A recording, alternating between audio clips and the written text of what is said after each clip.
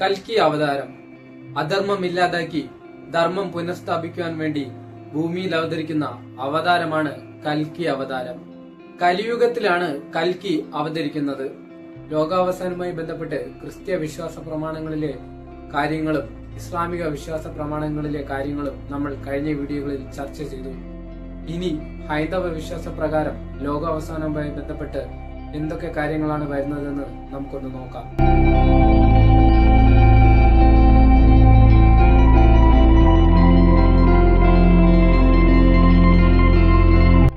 ഹൈന്ദവ വിശ്വാസം അനുസരിച്ച് മഹാവിഷ്ണുവിന്റെ 10ാമത്തെയും അവസാനത്തെയും അവതാരമാണ് കൽക്കി.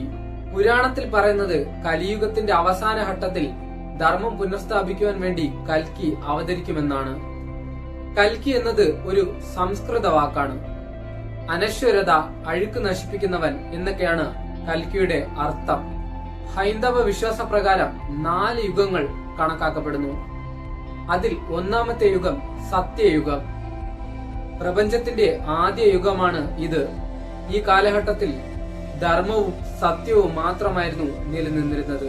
ആളുകൾക്ക് ദീർഘായുസ്സും കൂടാതെ അസുഖങ്ങളും വരാത്ത ഒരു കാലഘട്ടമായിരുന്നു ഈ കാലഘട്ടം. 2ാമത്തെ യുഗം ത്രേതായുഗം. ധർമ്മം നേരിയ രീതിയിൽ കുറഞ്ഞു വന്ന കാലഘട്ടമായിരുന്നു ഇത്. ഈ യുഗത്തിലാണ് മഹാവിഷ്ണുവിന്റെ ശ്രീരാമ അവതാരം നടന്നത്, അതായത് രാമായണ കാലഘട്ടം. 3ാമത്തെ യുഗം ദ്വാപരയുഗം. ധർമ്മവും അധർമ്മവും പകുതി വീതിയായി മാറുകയാണ് ഇവിടെ. മഹാവിഷ്ണുവിന്റെ ശ്രീകൃഷ്ണ അവതാരം നടന്നതും ഈ യുഗത്തിലാണ്. പിന്നെ മഹാഭാരത യുദ്ധവും. 4ാമത്തെ യുഗം കലിയുഗം, അതായത് ഇപ്പോഴത്തെ യുഗം. ശ്രീകൃഷ്ണന്റെ ഭൂമിയിലെ അവതാരം അവസാനിച്ചപ്പോഴാണ് കലിയുഗം ആരംഭിച്ചതെന്നാണ് പുരാണങ്ങളിൽ പറയുന്നു. ഏകദേശം BC 3102 കാലഘട്ടം. അധർമ്മവും തിന്മയും ഏറ്റവും കൂടുതൽ വർദ്ധിക്കുന്ന ഒരു കാലഘട്ടമാണ് ഈ കാലഘട്ടം. ഇനി ഈ കലിയുഗത്തിന്റെ ആയുസ് എന്ന് പറയുന്നത് 4,32 മനുഷ്യവർഷങ്ങൾ. അതിൽ ഏകദേശം 5000-ൽ കൂടുതൽ വർഷം മാത്രമേ ഇപ്പോൾ ആയിട്ടുള്ളൂ. അതായത് കലിയുഗം തുടങ്ങിക്കഴിഞ്ഞു എന്ന് പോലും പറയുവാൻ കഴിയില്ല. ഇനി മനുഷ്യർക്ക് സത്യസന്ധത കുറയുകയും സ്വാർത്ഥതയും കലഹങ്ങളും ഉണ്ടായിക്കൊണ്ടേയിരിക്കും.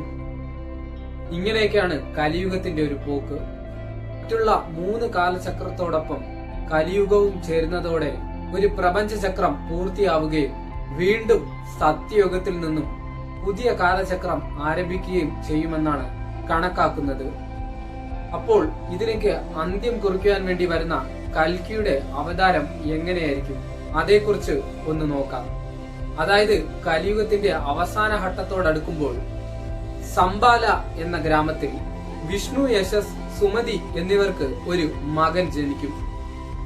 എന്നാൽ അത് സാധാരണ ഒരു മനുഷ്യനായിരിക്കില്ല. ആ മകനായിരിക്കും കൽക്കി, അതായത് മഹാവിഷ്ണുവിന്റെ അവസാനത്തെ അവതാരം. അധർമ്മം ഇല്ലാതാക്കുവാൻ വേണ്ടി ദേവദത്തൻ എന്ന വെള്ളക്കുതിരയുടെ പുറത്ത് കയറി പ്രകാശിക്കുന്ന വാളുമായി ദുഷ്ടശക്തികളെ നിഗ്രഹിച്ച് സത്യയുഗത്തിന് തുടക്കം കുറിക്കുന്ന ഒരു ദിവ്യ യോദ്ധാവായാണ് കൽക്കിയെ വിശേഷിപ്പിക്കുന്നത്. ദുഷ്ടന്മാരെ എല്ലാം നിഗ്രഹിച്ച് വീണ്ടും നല്ല കാലം പുനഃസ്ഥാപിക്കും. നമ്മൾ കഴിഞ്ഞ 2 വീഡിയോകളിൽ ക്രിസ്ത്യപരമായുള്ളതും ഇസ്ലാമിക പരമായുള്ളതുമായ ലോകാവസാനത്തിന്റെ കാലഘട്ടത്തെക്കുറിച്ചും അന്തിക്രിസ്തുവിനെയും ദജ്ജാലിനെ കുറിച്ചുമൊക്കെ ചർച്ച ചെയ്തു. അതുപോലെ തന്നെ ഹൈന്ദവ വിശ്വാസ പ്രകാരമുള്ള കൽക്കിയുടെ അവതാരവും ലോകാവസാനവുമായി ബന്ധപ്പെട്ട കാര്യങ്ങൾ ഈ വീഡിയോയിൽ ചർച്ച ചെയ്തു. എന്നാൽ ഇവ തമ്മിലുള്ള വ്യത്യാസം എന്തെന്നാൽ ദജ്ജാലും അന്തിക്രിസ്തുവും ദുഷ്ടശക്തികളാണ്. എന്നാൽ ഇവിടെ ദുഷ്ടശക്തികൾക്ക് പകരം അധർമ്മമാണ്. അധർമ്മത്തെ ഇല്ലാതാക്കുവാൻ കൽക്കി എന്ന മഹാ അവതാരവും. ഇനി ഇവ 3ഉം തമ്മിൽ ഒത്തുനോക്കിയാൽ ഒട്ടേറെ സാമ്യതകളും കാണുവാൻ കഴിയും. ലോകാവസാനവുമായി ബന്ധപ്പെട്ട് 3 തരത്തിലുള്ള വിശ്വാസ പ്രമാണങ്ങളുടെ കാര്യങ്ങൾ നമ്മൾ നോക്കി. ഇനി അതവിടെ നിൽക്കട്ടെ. മനുഷ്യർ ലോകത്തിന്റെ നന്മയെ പുനഃസ്ഥാപിക്കുവാൻ വേണ്ടി, അതായത് ഒരു ലോകാവസാനമില്ലാതെ കൊണ്ടുപോകുവാൻ മനുഷ്യർക്ക് കഴിയുമോ? അങ്ങനെ ഒരു വിവരണം നൽകുന്ന വിശ്വാസ രീതികളാണ് ജൂതന്മാർക്ക് ഉള്ളത്. അപ്പോൾ അതുമായി ബന്ധപ്പെട്ട കാര്യങ്ങൾ അടുത്ത വീഡിയോയിൽ ചർച്ച ചെയ്യാം.